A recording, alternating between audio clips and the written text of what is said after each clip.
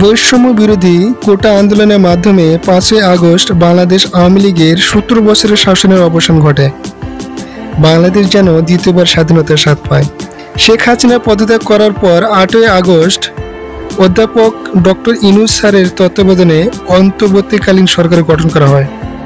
সুপ্রিয় ভাই ও বোনেরা, আজ আমরা অন্তর্বর্তীকালীন সরকারের উপদেষ্টা পরিষদের পরিচয় পর্ব নিয়ে আজকের ভিডিওটি সাজিয়েছি। আশা করি শেষ পর্যন্ত দেখবেন। ডক্টর সালেউদ্দিন আহমেদ। ডক্টর সালেউদ্দিন আহমেদ বাংলাদেশের একজন বিশিষ্ট অর্থনীতিবিদ। কেন্দ্রীয় ব্যাংক বাংলাদেশ ব্যাংকের সাবেক এই গভর্নরের জন্ম ব্রাহ্মণবাড়িয়া। ঢাকা কলেজিয়েট স্কুল থেকে 1963 সালে এবং ঢাকা কলেজ থেকে 1965 সালে বিজ্ঞান বিভাগ থেকে যথাক্রমে এসএসসি ও এসএসসি পাশ করেন। 1968 সালে ঢাকা বিশ্ববিদ্যালয় থেকে অর্থনীতিতে স্নাতক পাশ করেন এবং 1969 সালে একই বিষয়ে এমএ পাশ করেন এবং 1970 সালে ঢাকা বিশ্ববিদ্যালয়ে অর্থনীতির প্রভাষক হিসেবে যোগ দেন। পরে তৎকালীন পাকিস্তানের কেন্দ্রীয় প্রশাসনে সিভিল সার্ভিস অফ পাকিস্তানে ক্যাডারে যোগ দেন। 1978 সালে কানাডার হ্যামিল্টন শহরে ম্যাকমাস্টার বিশ্ববিদ্যালয় থেকে অর্থনীতিতে পিএইচডি ডিগ্রি অর্জন করেন। আদিলুর রহমান খান। আদিলুর রহমান খান মানবাধিকার কর্মী হিসেবে সমধিক পরিচিত।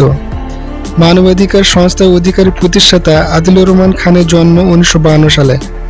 সাবেক এই ডেপুটি অ্যাটর্নি জেনারেল ঢাকা বিশ্ববিদ্যালয়ে আইন বিষয়ে পড়াশোনা করেছেন। তিনি লেফটেন্যান্ট জেনারেল হোসেন মোহাম্মদ এরশাদের বিরুদ্ধে গণতান্ত্রিক আন্দোলনে অংশ নিয়েছিলেন।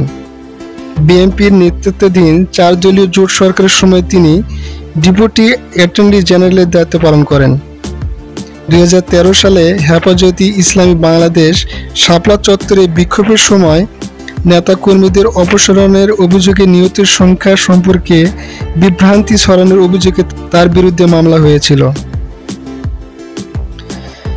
সৈয়দা রিজওয়ানা হাসান। বাংলাদেশ পরিবেশ আইনবিদ সমিতির বেলা প্রধান নির্বাহী ও সুপ্রিম কোর্টের আইনজীবী সৈয়দা রিজওয়ানা হাসান 1968 সালে 15 জানুয়ারি ঢাকায় জন্মগ্রহণ করেন। পৈতৃক নিবাস হবিগঞ্জে। পরিবেশ নিয়ে কাজ করার স্বীকৃতি হিসেবে পেয়েছেন দেশি বিদেশি বহু পুরস্কার। রিজওয়ানা হাসান ভিকরুন্নিসা নুন স্কুল অ্যান্ড কলেজ থেকে এসএসসি পাশ করেন। এরপর হলি ক্রস কলেজ থেকে এসএসসি পাশ করে ঢাকা বিশ্ববিদ্যালয়ে আইনে ভর্তি হন। আইন বিভাগ থেকে স্নাতক ও মাস্টার ডিগ্রি অর্জন করেন। 2007 সালে তিনি যুক্তরাষ্ট্র থেকে আইজেনহাওয়ার ফেলোশিপ করেন। 1993 সালে যোগ দেন বাংলাদেশ পরিবেশ আইনজীবী সমিতি বেলা। 1997 সালে বেলার প্রধান নির্বাহী দায়িত্ব নেন। পরিবেশের পাশাপাশি শ্রমিক অধিকার আদায়, বিষাক্ত পণ্যবাহী জাহাজ বাংলাদেশে প্রবেশ বন্ধ সহ নানা সময়ে নাগরিক অধিকার আদায়ের স্বেচ্ছার থেকেছেন। এ.এফ. হাসান আরিফ। তত্ত্বাবধায়ক সরকারের সাবেক উপদেষ্টা ও সাবেক অ্যাটর্নি জেনারেল হিসেবে দায়িত্ব পালন করেছেন এ.এফ. হাসান আরিফ।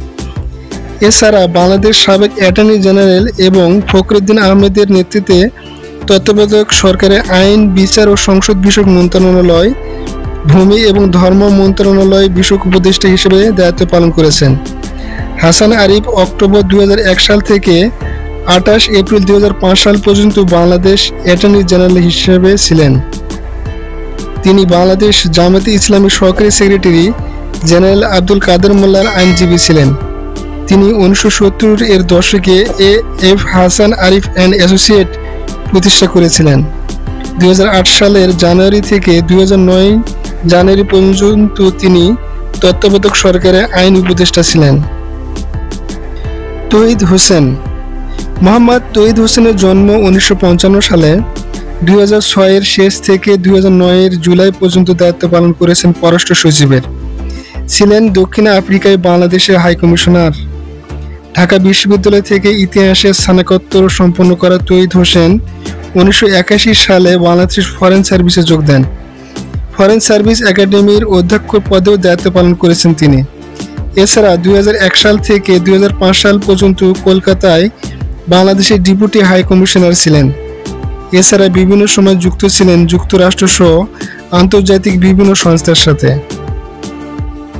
আ ফ ম খালিদ হাসান।